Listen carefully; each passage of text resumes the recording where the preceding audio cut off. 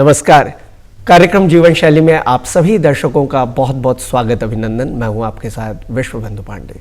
दर्शकों, जैसा कि आप सभी जानते हैं, हम अपने इस कार्यक्रम में जीवन शैली पर आधारित विषयों पर बातचीत करते हैं जो कहीं ना कहीं हमारी जीवन शैली को प्रभावित करते हैं। ऐसा ही एक खास विषय लेकर आज हम उपस्थित हैं और आज का हमारा विषय है इग्नू में प्रवेश और उच्च शिक्षा के अवसर।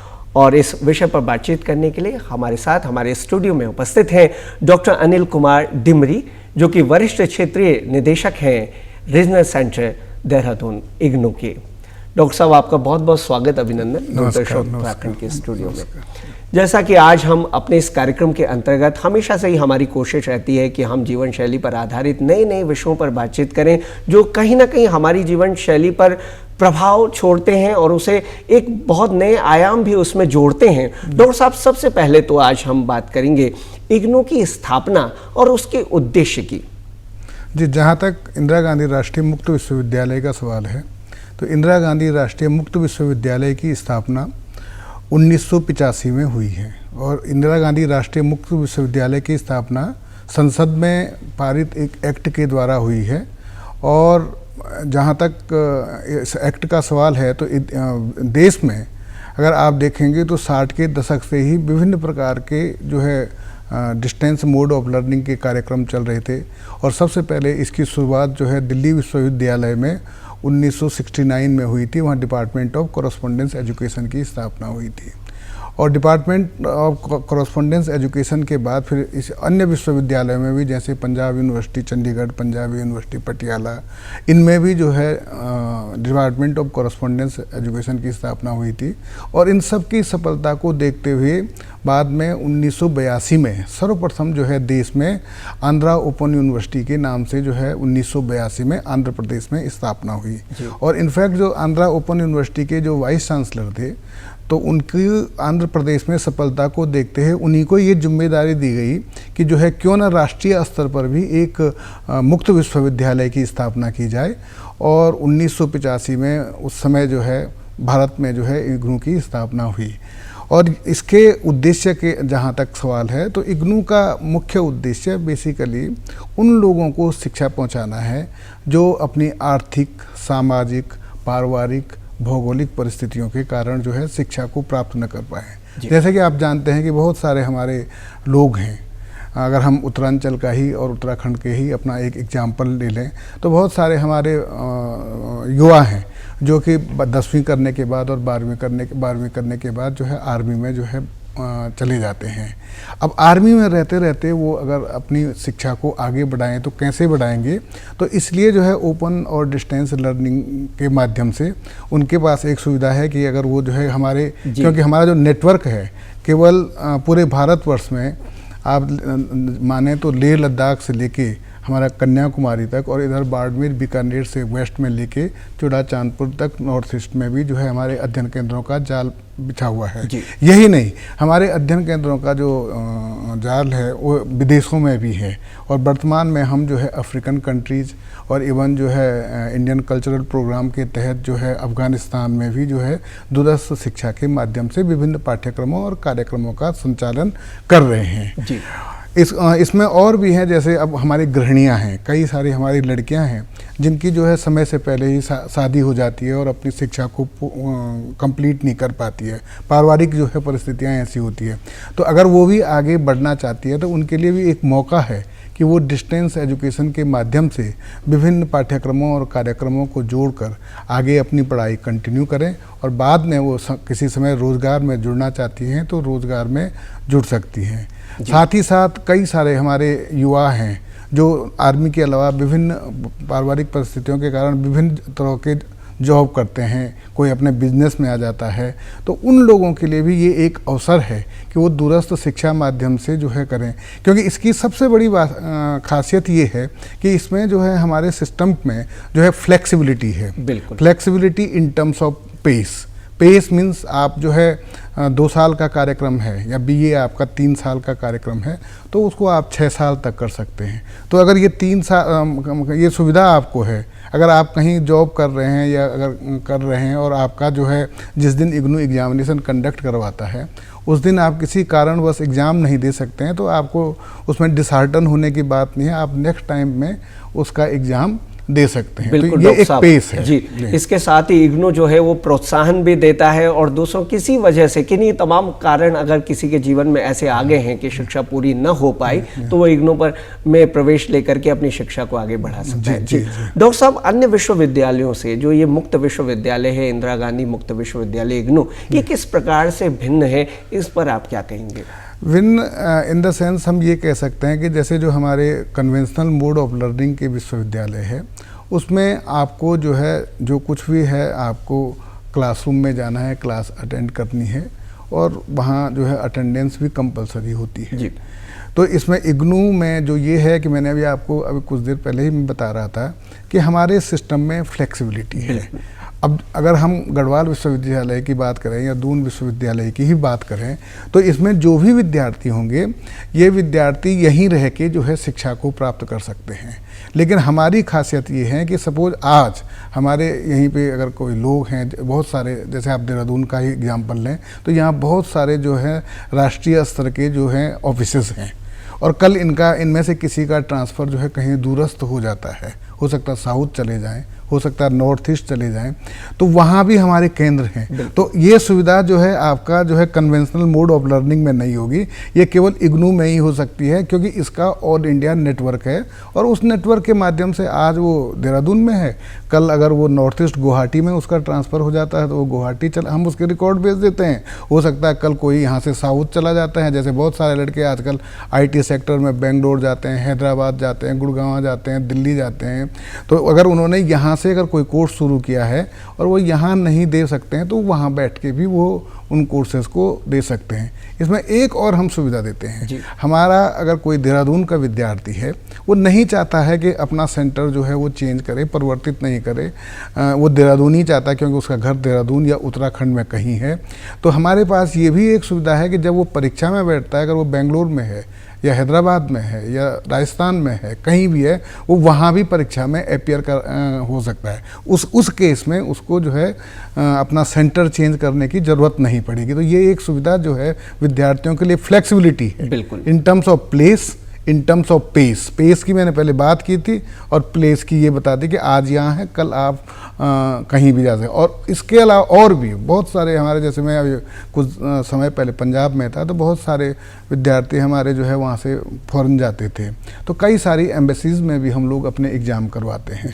तो अगर बाय द वे कोई विद्यार्थी वहाँ भी एग्ज़ाम देना चाहता है तो वो केवल ऑफ कोर्स उसको इंटरनेशनल फ़ीस पड़ेगी, तो वहाँ भी वो एग्ज़ाम दे सकता है। तो इस तरह की सुविधाएँ हमारे इसमें इसलिए ये विभिन्न अन्य विश्वविद्यालयों से जो है भिन्न है। दूसरी, हम इसमें अपने विद्यार्थियों को, एक तो हम लोगों की जो शिक्षा है वो बहुत ही जो है आपको जो है मितव्ययी है, बहुत ही कम फीस है इसमें, और फीस कम होने के साथ साथ हम लोग अपने विद्यार्थियों को जो है अध्ययन सामग्री भी उपलब्ध करवाते हैं।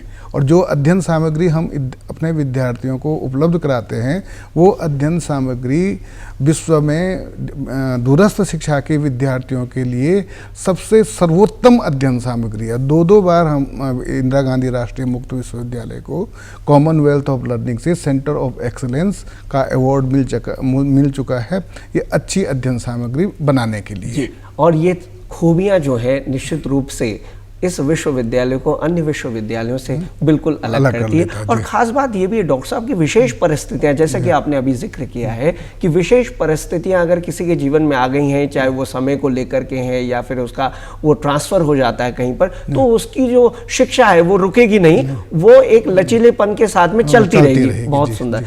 आज हम उच्च शिक्षा के अवसरों पर भी इस विषय को शामिल कर रहे हैं इस कार्यक्रम के अंतर्गत। डॉक्टर साहब, कौन कौन से पाठ्यक्रम जो शैक्षिक पाठ्यक्रम है और व्यावसायिक पाठ्यक्रम है, तो सबसे पहले शैक्षिक पाठ्यक्रम के बारे में बताएं। देखिए, जहाँ तक इग्नू का सवाल है तो हमारे पास लगभग 250 से ऊपर कार्यक्रम हैं, पाठ्यक्रम हैं जिन्हें हम कहते हैं। हम उनको कार्यक्रम कहते हैं, हमें प्रोग्राम कहते हैं इग्नू की लैंग्वेज में। और ये जो 250 से ज़्यादा कार्यक्रम हैं, इसमें हमारे पास जो शैक्षणिक कार्यक्रम आप जिनकी बात कर रहे हैं, उसमें हमारा BA, BCom, BSc, BSW ये सारे कार्यक्रम हैं। इसी तरह से मास्टर्स डिग्री के जितने भी सब्जेक्ट में मास्टर्स डिग्री हैं, उन सारे में हमारे पास जो है कार्यक्रम है। यहाँ तक कि हमने अभी अभी हाल ही में जो है भागवत गीता में भी जो है MA शुरू किया है, संस्कृत में MA शुरू किया है। तो इस तरह हिंदू स्टडीज़ में हमने MA शुरू किया है। जो आपके जर्नल MA हैं, जैसे MA हिंदी, इंग्लिश, समाजशास्त्र, अर्थशास्त्र, ये तो हैं ही हैं, पर इस तरह के भी हमारे बहुत गानियन स्टडीज़ में हमारा MA है। और इसी तरह से बैचलर इन टूरिज्म स्टडीज, जैसे बैचलर लेवल पे अगर देखें, और जो ये हमारे बैचलर डिग्री के कार्यक्रम हैं, इन कार्यक्रमों की खासियत है, क्योंकि आपने भी एक शब्द पूछा था कि इनमें व्यावसायिकता कितनी है, तो इन कार्यक्रमों की जो है सबसे बड़ी खासियत ये है कि ये सारे कार्यक्रम, इनमें जो है व्यावसायिक कार्यक्रम भी इनके साथ तो जुड़े ही हुए हैं। क्योंकि इसमें जो कोई भी विद्यार्थी है, अभी हमने हाल ही में जो है अपने जो बैचलर डिग्री के सारे कार्यक्रमों को राष्ट्रीय शिक्षा नीति 2020 के तहत जो है सबको जो है रिवाइज्ड किया है। और उसके तहत हमारे जो कोर डिसिप्लिन के कोर्सेज हैं वो तो हैं ही हैं। पहले क्या होता था कि विद्यार्थियों को, पर्टिकुलरली जो लोग हमारे यहाँ से BA, BCom, BSc करते थे, जैसे कन्वेंशनल मोड ऑफ लर्निंग में वो 3 सब्जेक्ट पढ़ सकते हैं, तो हमारे यहाँ वो विद्यार्थी 2 ही सब्जेक्ट पढ़ते थे। तो अब हमने भी जो है हर ईयर जो है एक विद्यार्थी 3 सब्जेक्ट को, जो जैसे कन्वेंशनल में पढ़ता है वैसे बैचलर डिग्री प्रोग्राम में 3 सब्जेक्ट को पढ़ सकता है। और जो ये उसके कोर कोर्सेज हैं, 72 क्रेडिट के आसपास वो कोर कोर्सेज करता है। उसके अलावा वो जो है वोकेशनल के कोर्सेज करता है 12 क्रेडिट के आसपास। उसके बाद जो है इंटरडिसिप्लिनरी, सपोज आप मेजर इकोनॉमिक्स में करना चाहते हैं और आप एक हिस्ट्री का भी लेना चाहते हैं, तो इंटरडिसिप्लिनरी के कोर्स भी जो है वो उसमें से कर सकता है। और प्लस वैल्यू एडेड के कोर्स, वैल्यू एडेड में जैसे आपका जो है आपको इथिक्स आप में डेवलप करने हैं, तो 8 क्रेडिट का कोर्स वो भी है। तो इस तरह से पहले हमारा जो होता 96 क्रेडिट का BA का कोर्स होता था, आज की डेट में 120 क्रेडिट का BA कोर्स होता है। और उसमें भी 2 तरह के BA हैं, एक तो हमारा BA-M है, BA मेजर। अगर आप 3 साल तक अगर BA करते हैं तो आपको बैचलर डिग्री मेजर के साथ मिल जाती है। और अगर आप 4 साल BA करते हैं, उसको BA-H कहते हैं, तो ऑनर्स डिग्री मिल जाती है। इसमें एक और जो है खासियत ये हमारे कोर्स की ये है कि आजकल इग्नू ने जो है नई शिक्षा नीति के तहत इसको मॉड्यूलर अप्रोच कर दिया है। पहले क्या होता था, जैसे जब हम लोग पढ़े हैं, तो अगर बाय द वे आप BA में फेल हो गए तो फेल ही माने जाते थे। फर्स्ट ईयर किया आपने, सेकेंड ईयर नहीं किया तो आपका उस एजुकेशन का कोई महत्व नहीं रह जाता। लेकिन आज के समय में अगर आप BA फर्स्ट ईयर करते हैं तो हम उस विद्यार्थी को सर्टिफिकेट प्रोग्राम दे देते हैं। अगर सेकेंड ईयर करता है तो उसको डिप्लोमा दे देते हैं। थर्ड ईयर करता है उसको तो BA मेजर के साथ उसको डिग्री मिल जाती है। और फोर्थ ईयर कर देता था उसको ऑनर्स के साथ डिग्री मिल जाती। तो इस तरह से विद्यार्थी को हर स्तर पे उसका जो भी उसने क्रेडिट किए, और उसके अलावा भी जो भी आपने अगर बाद में BA फर्स्ट ईयर के ही अगर 4 या 6 कोर्स किए, तो वो आपके जो है क्रेडिट बैंक में जो है जुड़ जाते हैं। और अगर आप कहीं आगे किसी और यूनिवर्सिटी से करना चाहते हैं, तो जो क्रेडिट बैंक में आपके कोर्स गए हैं, जो आपने क्लियर किए हैं, तो वहाँ से उन कोर्स को एक्सट्रैक्ट करके भी आप जो है अपनी स्टडी कंटिन्यू करते। तो ये इस तरह की फ्लेक्सिबिलिटी हम लोगों ने अपने विद्यार्थियों, और यही स्थिति BSc के साथ भी है, यही BCom के साथ भी है, यही BTS के साथ है। अब जहाँ तक वोकेशनल कोर्सेज़ का सवाल है, तो वोकेशनल कोर्सेज़ हमारे यहाँ ज़्यादातर कोर्सेज़ वोकेशनल ही हैं। मैंने अभी आपको BA में का एग्जांपल दिया। इसके अलावा हमारे यहाँ मास्टर MBA का प्रोग्राम है। MBA हमारा जो जनरल MBA होने के साथ साथ आज हमारा एग्री बिजनेस में भी MBA, अभी हाल ही में इन्होंने 4 MBA शुरू किए हैं। एग्री बिजनेस में MBA शुरू किया है। कंस्ट्रक्शन मैनेजमेंट में जो है सिविल के लोग जो हैं, जो इंजीनियरिंग के लोग हैं, उनके लिए MBA शुरू किया है। इसके अलावा इग्नू ने जो है हॉस्पिटल मैनेजमेंट में भी MBA शुरू किया है। ये इस तरह के MBA जो है इग्नू ने, सप्लाई चेन में इग्नू ने जो है, आजकल आपको जानते हैं सप्लाई चेन का इतना ज़माना है, तो उसमें भी इग्नू ने अभी हाल ही में MBA शुरू किया। और general finance, marketing, operational management, इसके MBA तो हमारे पास पहले से ही आ बिल्कुल, रहे हैं और और चल इग्नू रहे जो हैं। है वो शिक्षा के हर आयाम को छू रहा है, बहुत जी। अच्छे ढंग से तरक्की कर रहा है, और इसके साथ ही शैक्षिक कोर्सेज के साथ में व्यावसायिक कोर्सेज, जैसे कि डॉक्टर साहब आपने बताया, ये तो बहुत ही सुंदर है कि व्यक्ति जो है लचीलेपन के साथ में शिक्षा को जब लेगा उसे कोई परेशानी नहीं हो पाएगी और वो आगे अपने जीवन में उन्नति को हासिल नहीं, इसमें मैं एक चीज़ और जोड़ना चाहूँगा, क्योंकि ये तो मैंने मास्टर डिग्री की बात की, बहुत सारे विद्यार्थी हैं इतना ज़्यादा पैसा अफोर्ड नहीं कर सकते हैं, तो उनके लिए इवन सर्टिफिकेट लेवल पे भी जो है हमारे बहुत सारे ऐसे प्रोग्राम हैं, व्यावसायिक प्रोग्राम। अगर कोई लेखन में काम करना चाहता था उसके लिए लेखन का कार्यक्रम है, अगर कोई जो है एग्री बिजनेस का है तो ऑर्गेनिक फार्मिंग में काम करना चाहता है तो उसका सर्टिफिकेट प्रोग्राम है, वाटर सीड मैनेजमेंट का सर्टिफिकेट प्रोग्राम है, बी कीपिंग का सर्टिफिकेट प्रोग्राम है, सेरिकल्चर का सर्टिफिकेट प्रोग्राम है, जो है और फिर इसके बाद डिप्लोमा आ जाते हैं। फ्रूट्स एंड वेजिटेबल को अगर वैल्यू एडेड बनाना है तो उसके हमारे पास डिप्लोमा प्रोग्राम है। यही हेल्थ सेक्टर में अगर आप देखें तो कोई अगर अपने स्किल एनहेंसमेंट के लिए करना चाहता है तो हमारे पास जो है आपका CFN certificate in food and nutrition है, diploma in food and nutrition. तो इस तो लगभग हर क्षेत्र को हम लोगों ने कवर किया है और हर विद्यार्थी को, हर जो है एस्पिरेंट को जो है कवर करने की कोशिश की है, चाहे उसमें हाउस वाइफ हो, चाहे उसमें न्यू एंट्रेंट्स हों, चाहे उसमें सर्विस क्लास हों, चाहे उसमें प्रोफेशनल हों, चाहे उसमें ब्यूरोक्रेट्स हों, चाहे उसमें टेक्नोक्रेट्स हैं। हर आदमी के लिए, हर पर्सन के लिए जो है, चाहे उसमें टेक्नीशियंस हों, हर पर्सन्स के लिए इग्नू में विभिन्न पाठ्यक्रम और कार्यक्रम बने हुए हैं। जी डॉक्टर साहब, बहुत ही सुंदर तरीके से आपने समझाया। अब हम चलेंगे इग्नू में प्रवेश की जो प्रक्रिया है ये कब होती है और कैसे होती है डॉक्टर साहब? देखिए, हमारे यहाँ प्रवेश जो है इंदिरा गांधी राष्ट्रीय मुक्त विश्वविद्यालय में साल में 2 बार प्रवेश होते हैं और 2 सेशन हमारे होते हैं, 1 जुलाई सेशन और 1 जनवरी सेशन। और ये प्रवेश प्रक्रिया जो है समर्थ पोर्टल है इग्नू का एक, उसके माध्यम से जो है आपको समर्थ में रजिस्ट्रेशन करना है और बहुत जो है यूजर फ्रेंडली पोर्टल है। आप अगर नहीं जाना चाहते, अगर आप अपने मोबाइल से भी इसमें एडमिशन करना चाहते तो मोबाइल से भी कर सकते हैं। और इसके बाद जो है समर्थ के बाद दूसरा इसमें जब एडमिशन ले लेंगे तो उसके बाद आपको जैसे ही आप अपने डॉक्यूमेंट अपलोड करेंगे तो हमारे पास वो सारी इन्फॉर्मेशंस आ जाएंगी और इस इन्फॉर्मेशंस के बाद जो है हम आपके जो है रिकॉर्ड चेक करेंगे विद्यार्थी के और उसका एडमिशन कंफर्म कर देंगे। और उस जैसे ही एडमिशन कंफर्म करेंगे फिर अगर विद्यार्थी ने स्टडी मटेरियल के लिए कहा होगा तो उसको मटेरियल प्राप्त हो जाएगा। ऐसे ही जो हमारा सेकंड सेशन है, 2 जनवरी सेशन है, वो जनवरी में शुरू होता है और उसमें भी यही प्रक्रिया शुरू होती है। तो साल में 2 बार हमारे यहाँ सारे कार्यक्रमों और पाठ्यक्रमों में प्रवेश होता है। जी, और इन प्रवेश प्रक्रिया के जो ये प्रक्रिया है इसके लिए जो जरूरी जानकारी है वो आपकी वेबसाइट पर अवेलेबल है। उसके अलावा हम वेबसाइट पे ही अवेलेबल नहीं है, हम टाइम टू टाइम जो है अपने विद्यार्थियों के लिए प्रेस रिलीज भी निकालते रहते हैं। हम अपनी वेबसाइट है, हमारा फेसबुक पेज है, हमारा जो है यूट्यूब चैनल है, ये सारे जितने सोशल मीडिया के माध्यम से हमने जो है टेलीग्राम को यूज़ कर रखा है, व्हाट्सएप को यूज़ कर रखा है, तो जितने भी सोशल मीडिया हैं सबको यूज़ करते हुए हम अधिक से अधिक विद्यार्थियों तक, अपने पुराने नए सारे विद्यार्थियों तक पहुँचने की कोशिश करते हैं ताकि वो इग्नू की जो इस मितव्ययी शिक्षा का लाभ उठा सकें और अपने भविष्य में आगे बढ़ सके। इग्नू जो है इलेक्ट्रॉनिक मीडिया के माध्यम से, प्रिंट मीडिया के माध्यम से भी समय समय पर अपडेट करता रहता है। आज का जो हमारा प्रयास है वो भी उसी दिशा में एक प्रयास है कि हम ताकि हमारे अधिक से अधिक विद्यार्थियों को जानकारी मिल सकते जो इग्नू के एस्पिरेंट्स हैं। जी डॉक्टर साहब, परीक्षाओं की अगर हम बात करें, किस प्रकार से परीक्षाएं इग्नू में आयोजित की जाती हैं? देखिए, परीक्षा भी इग्नू में सत्र में 2 बार होती है, 1 जून के महीने में और 1 दिसंबर के महीने में। उसको हम कहते हैं टर्म एंड एग्जामिनेशंस। और जो टर्म एंड एग्जामिनेशंस है उसके में अपीयर होने के लिए विद्यार्थी को जो है अपना एग्जामिनेशन फॉर्म भरना होता है और वो एग्जामिनेशन फॉर्म भरने के लिए के साथ साथ उसकी एक मिनिमम फ़ीस होती है, बहुत ज़्यादा नहीं होती है, 200 रुपीज़ पर कोर्स के हिसाब से उसकी फ़ी होती है।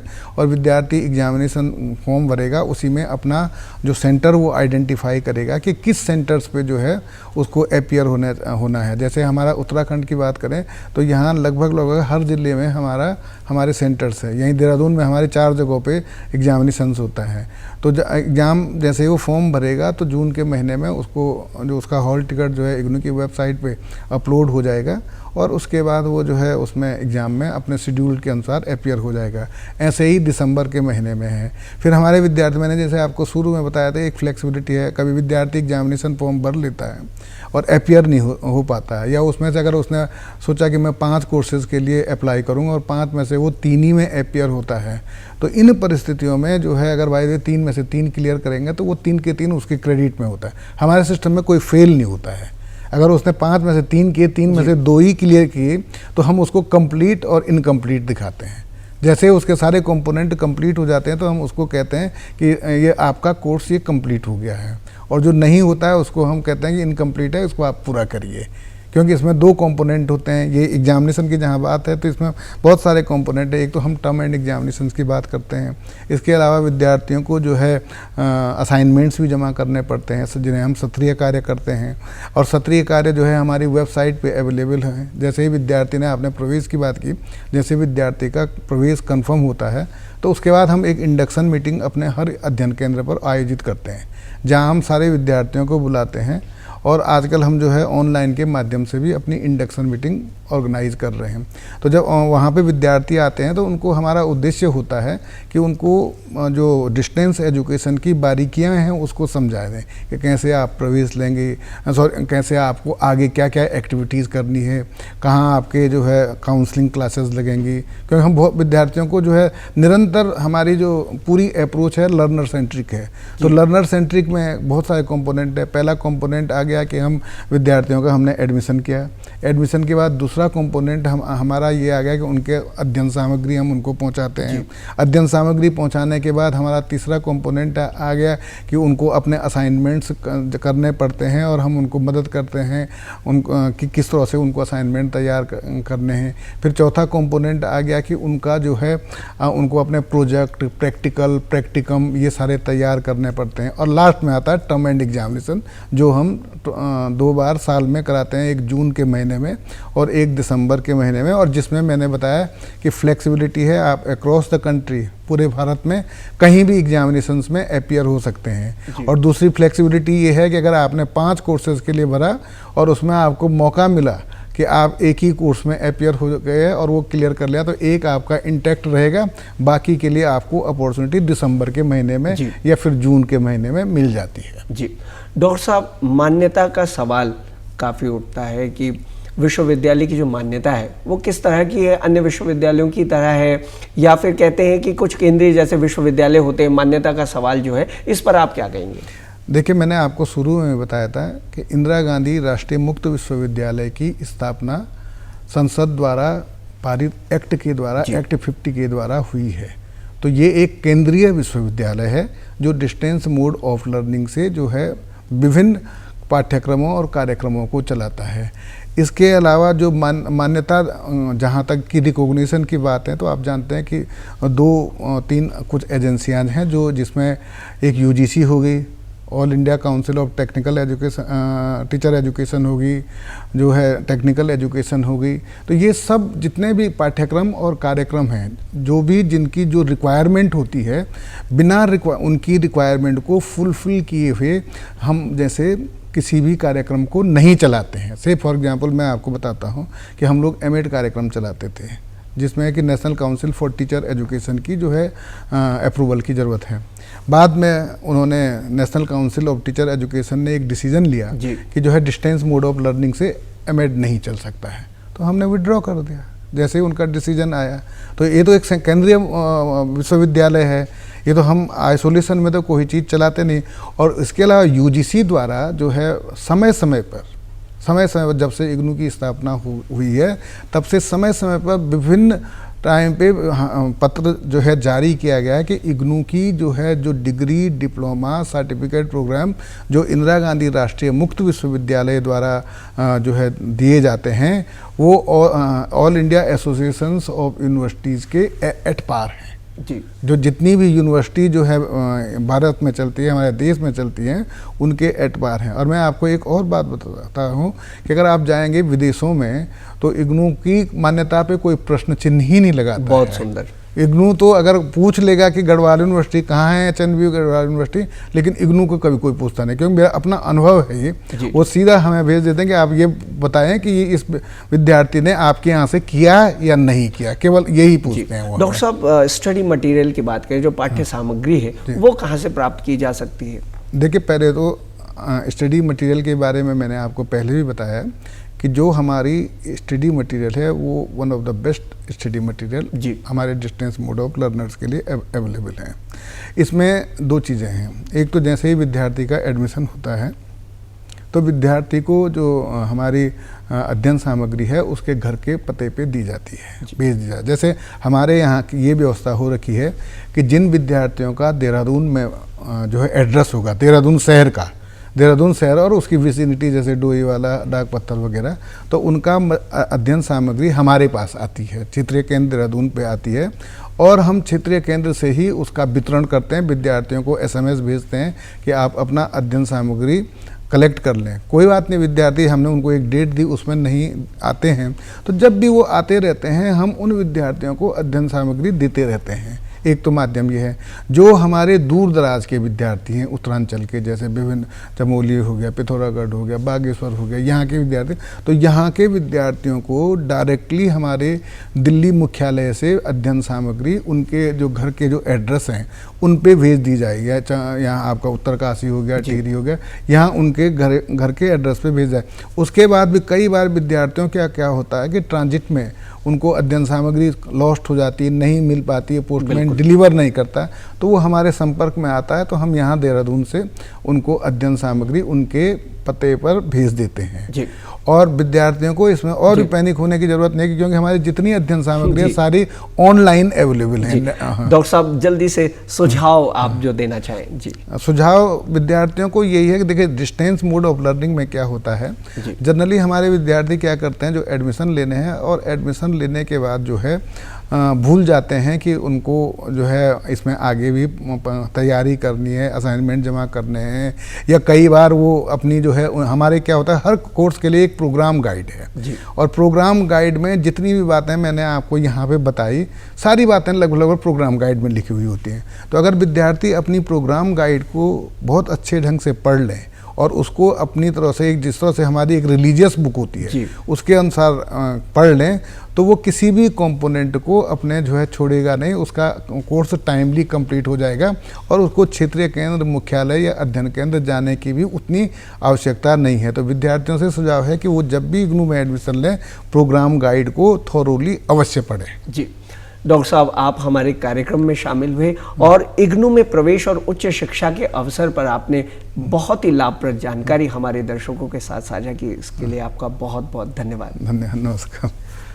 तो दर्शकों, ये था हमारा कार्यक्रम जिसमें आज हमने इग्नू में प्रवेश, उच्च शिक्षा के अवसर पर बातचीत की। हमें आशा है कि आपको ये कार्यक्रम ज़रूर पसंद आया होगा। अगले अंक में आपसे फिर होगी मुलाकात। तब तक के लिए नमस्कार।